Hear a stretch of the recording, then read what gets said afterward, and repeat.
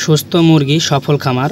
আজ আমরা আমাদের মুরগিগুলোকে নিরাপদ রাখতে দিয়েছি গাম্বোরোর নোবিলিস G+ND টিকা। আসসালামু আলাইকুম। আমরা আমাদের খামারে গাম্বোরো রোগের জন্য নোবিলিস G+ND টিকা দেব ইনশাআল্লাহ। এর জন্য প্রথমে আমরা আমাদের যে ভ্যাকসিন গান আছে, ভ্যাকসিন গানকে প্রথমে আমরা গরম পানির সাহায্যে ভালোভাবে পরিষ্কার করে নিচ্ছি। জীবাণু থাকলে সেটা বাচ্চার ভিতরে গিয়ে বাচ্চার ক্ষতি করতে পারে। আপনারা ভ্যাকসিন গান গরম পানি দিয়ে ধুয়ে পরিষ্কার করে নেবেন। ভ্যাকসিন গান ধোয়ার পরে আমরা বুডারের মাঝখান দিয়ে পর্দা টানিয়ে দুভাগ করেছি, যেন এক পাশ থেকে আমরা বাচ্চা ধরে অন্য পাশে ভ্যাকসিন করে রাখতে পারি। এতে আমরা সহজভাবে ভ্যাকসিন করতে পারবো ইনশাআল্লাহ। একটা একটা করে বাচ্চাকে ধরবো এবং প্রতিটা বাচ্চাকে সঠিকভাবে ভ্যাকসিন করবো ইনশাআল্লাহ। আপনাদের সুবিধা মতো ভালোভাবে বুডারের মাঝখানে পার্টিশন করে নেবেন, যেন বাচ্চাগুলোকে ভালোভাবে ভ্যাকসিন করতে পারেন। আপনারা অবশ্যই সতর্ক থাকবেন যেন কোনো বাচ্চা একবার ভ্যাকসিন করার পরে পরবর্তীতে আবার অন্য পাশে চলে যেতে না পারে, কারণ ডাবল ডোজ হলে সেই ক্ষেত্রে বাচ্চার উপর সেটা প্রভাব ফেলতে পারে। আলহামদুলিল্লাহ, সঠিকভাবে ভ্যাকসিন করা শেষে বাচ্চাদেরকে খাবার, পানি, খাদ্য সরবরাহ করতেছি, কারণ ভ্যাকসিন শেষে তাদের শরীরের উপর যেটুকু প্রভাব পড়েছে তাদের জন্য পানি অত্যন্ত গুরুত্বপূর্ণ। আপনারা ভ্যাকসিন করার পর অবশ্যই তাদের সতেজ